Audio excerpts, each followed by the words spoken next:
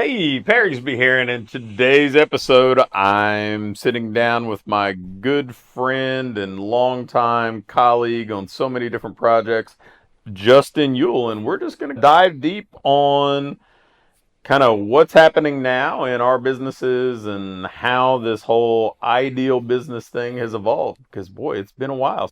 Let's get to it.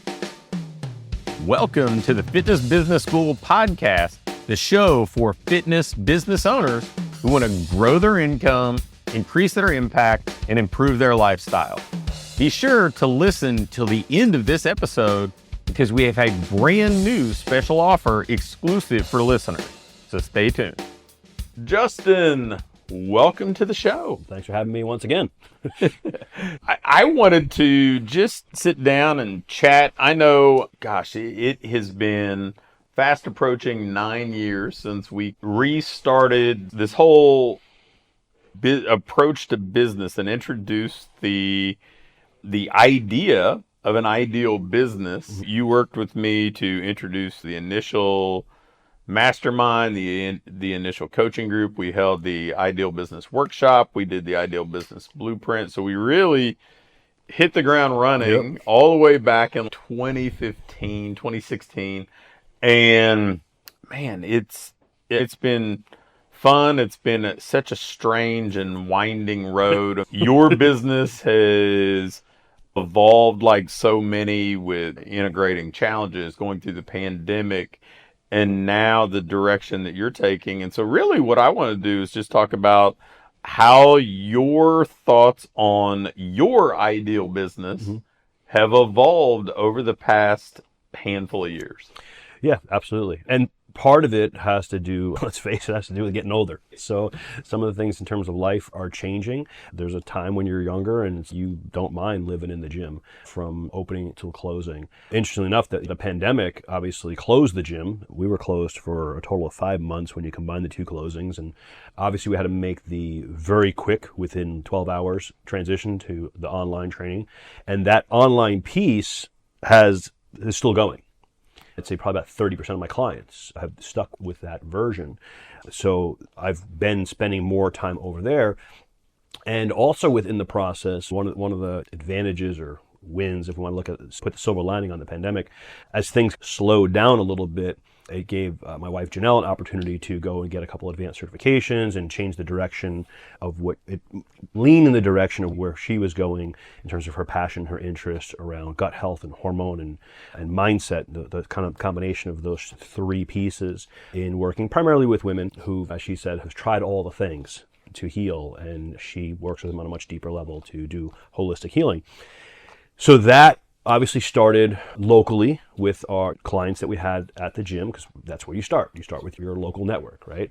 Then you start to branch out, right? So you have your clients or your former clients or your passionate newsletter readers. They become clients, right? And then eventually they refer their sister in Arizona or somebody over in Maine, right? So you start to branch out a little bit, but it gets to a point where it's, okay, now how do we branch? Right? How do we get more clientele? Because this online piece is a little bit different, right? Yes, and I talk about this all the time. If you want to build an online business, which kind of answers your question of the direction I'm starting to become more passionate about, is online people are humans who live in the real world. So if you want to start an online business, start locally. Join your local chamber of commerce. Join your local BNI. If you have a brick and mortar business, that's where you're going to get your first online clients from. But when you want to start to go beyond that, now you have to start getting into the quote-unquote online marketing world. And that's really where, for me in the last year especially, year or two, I've gotten back into. So as we've talked about, I've gotten back to my copywriting roots, gotten back into studying Dan Kennedy again. So that's where I'm spending a lot of my time right now. The AI is a big piece, which we talked about recently on an episode. So that's where I'm at right now with my brick and mortar, transition to some online stuff. And then I don't know if we're going to get into some of the other projects that you and I are working on too, which I'm having a blast with.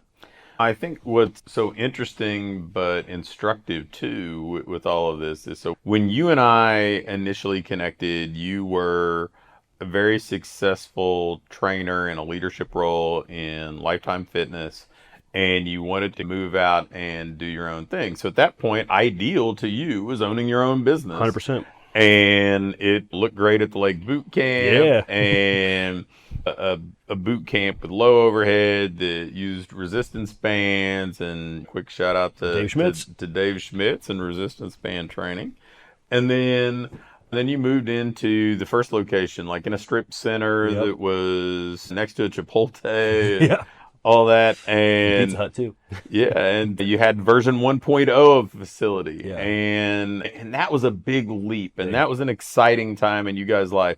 And then the next step was this bigger kind of showpiece facility. And if you've never been to Justin's gym, it's gorgeous. It's this really cool venue, and your vision for that business evolved over time.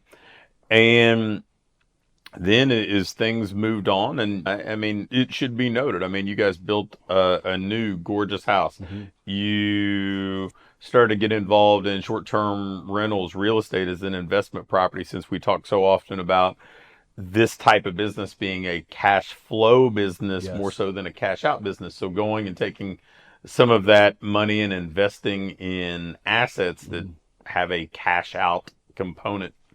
And so now the next step is taking your passion, your talents into something that's maybe more flexible, that doesn't tether you geographically Yes. to one spot.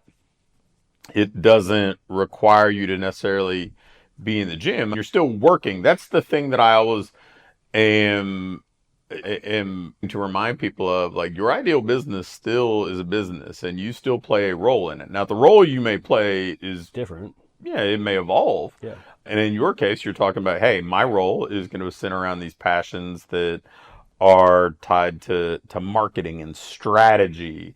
And yeah, you're building this online component that Janelle is just an incredible practitioner, and you can drive people in. And then you're taking the same expertise and driving the growth of nutrition, one of those collaborative projects that we talked about. And not only are you growing that, but you're empowering all the people who are Nutrition OS licensees to grow their business. And then we have some of these other projects we can dive into in a moment. But I wanted to track this whole thing and just point this out to the listeners, because the ideal business in the way, and I guess we get to define what that is, right? Because we're the ones who coined that phrase and trademarked it. And I want to bring something up real quick before I forget, because you mentioned the whole work thing. Like, I want to make it clear, like, right now I'm actually working a lot more than I had previously, and it's ideal. Yeah. Because I'm working most weeks 6, sometimes 6.5 days, because we've got some really fun stuff in the works. And it's, I'm not going to say it's not work. If you love what you do, it's not work. I'm not going to go there. But there's a lot of things to be passionate about right now and excited about. And there's a balancing act too between all the different businesses. But yeah, I mean, like, the hours, if you look at it, some people, that's not ideal. You're not working a 4-hour work week. You're not working a 4-day work week. No, I'm working like 6.5 days a week, and I'm working some pretty long days right now, and it's great. Yeah, I mean, there's a fulfillment component. Yeah. And I've had this wonderful opportunity to see this grow for you and what ideal is for you. And with each kind of turn of the dial, it's designed to mirror your stage of life, what's important to you, what you're excited about, and to help you achieve your goals.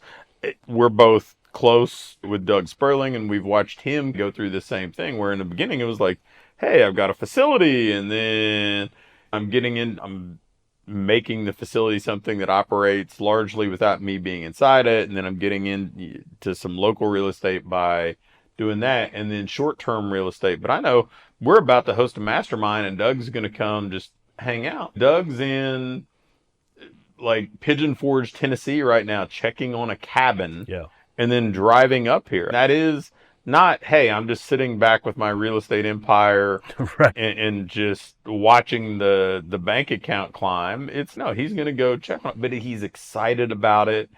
He gets fulfillment from it. I can tell you from my end, there was a window of time where I was very travel averse. I felt like I didn't want to work quite as much because I knew our older one, Tyler, was about to leave the house and go into college. Alex was young and still at that stage of life where parents were relatively cool and he wanted to spend time with us. And so I wanted to be there for that moment. But now Tyler's at college. Alex is far more independent. And so working a little bit more is a fulfilling way to spend my time. And Holly's gotten more involved in the things that we would do.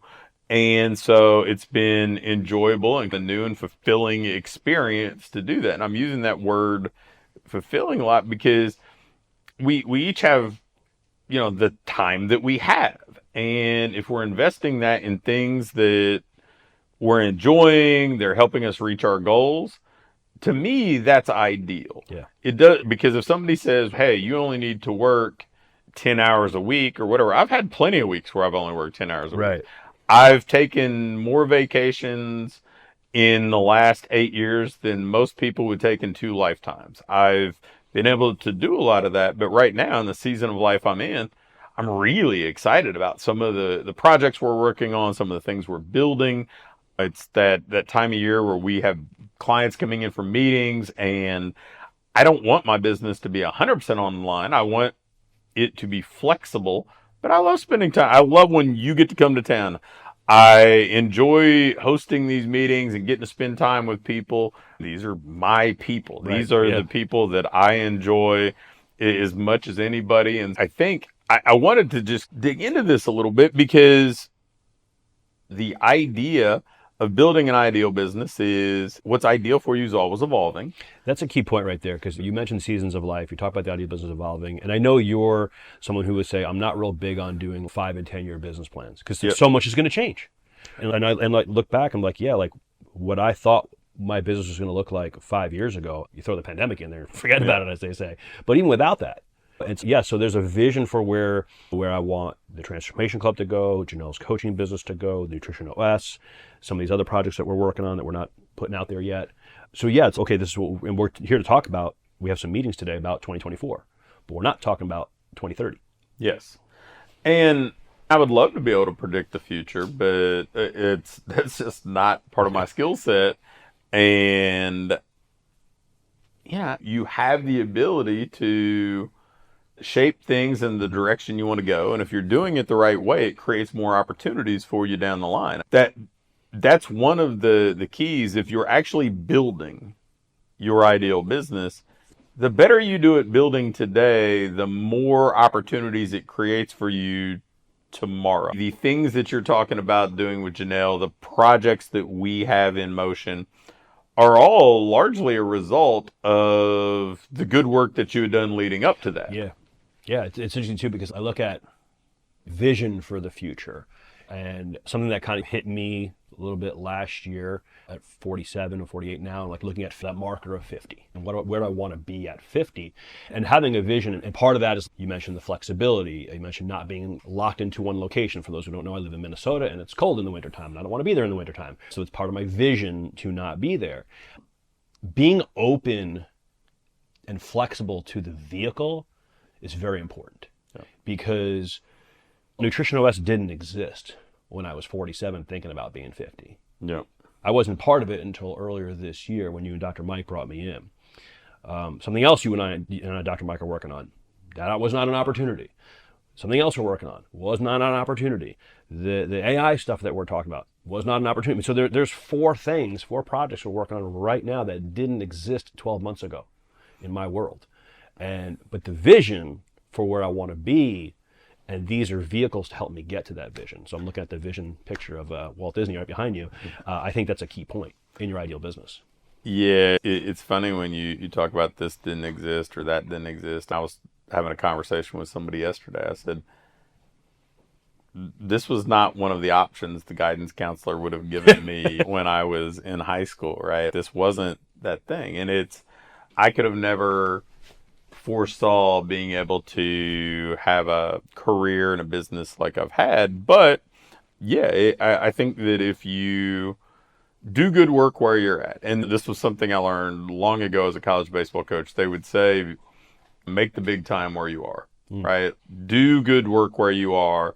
Check the boxes. Don't always be chasing the next shiny object. We talk about this with clients all the time in various ways.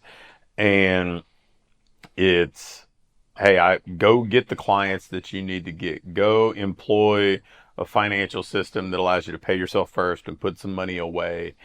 Build a good reputation in the community. Deliver on your promises, that 10x value that we talk about. Build something good, and then you have the opportunity to do the next thing. We just had the boardroom group in last week, which is a lot of the people that Justin and I have seen ascend through the ranks and build successful businesses. Many of them, they have the opportunity, hey, I'm going to hire more people, or I want to invest in this thing or that thing.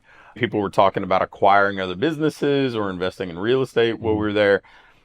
These are all results of the good work they did in building the original business. I've had clients along the way, like Vince Gabriel, who have built successful local businesses that provided the opportunity to go coach other people. It all starts with that first domino of doing good work where you are, and then it creates those opportunities for you to do things moving forward. Yeah.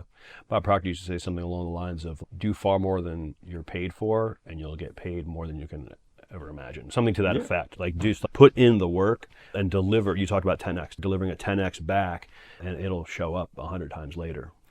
Yeah, I think that's the part that the people who kind of struggle or get stuck miss is they want the things that those people that maybe, I hesitate to use the word admire because I don't know that's right, but they look at and they at least admire certain parts of their life, right? They want the things that those people have. They want the financial security, the ability to take vacations, they want the bigger gym, the number of clients, the top line revenue, the personal income. They want all those things. And they tend to skirt past, how did they get them? Yeah, it's like they're looking at the goal line play. They forgot about the other 99 yards. Yep. All those things, all the people that were here last week for the boardroom event that are doing so well. And we had people like Levi Memmer and Shelby Turcott talking about, hey, I'm going to invest in this thing or that thing. And it is all a product of building really solid foundations. And those are guys that not only have I had the good fortune to coach, but I admire because, man, they've done it. They're just living, breathing role models that they may not be the people who spend tons of time on social media touting what they're doing here or there, but they're the people that are often more successful, significantly more successful than a lot of people that are on stage or running Facebook ads talking about their success. And Levi's that classic quiet guy who's super successful. Oh, man. And he's just a regular cool dude who there's no flash. Yep. It's like the old Millionaire Next Door book. Yep.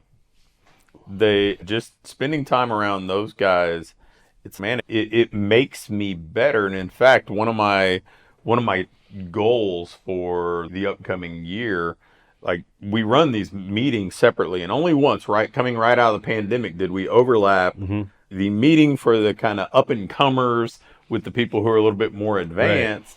Right. I want to do at least one of those annually moving forward for that reason. It's like, man, they need to rub shoulders with these people and see, man, look, this guy's done that. Idea. And this is how they did it. Not just that they're here, not just that they've achieved these things, but you could trace back to the work that they did, the effort they put in. Because when you do it now, the conversations we're having, the things that they're looking to do, and the ability for them to actually go make these decisions, they're things that you probably only dream about when you're in that early stage of business. It's fun. I'm glad we got to go through and unpack a little bit of your journey. And it's probably beyond the scope of what we can cover in this episode to dive into all the things that we're talking about. But you scratch the surface, right? We have Nutrition OS. There's a retail component. that kind of piggybacks on that we're really excited about.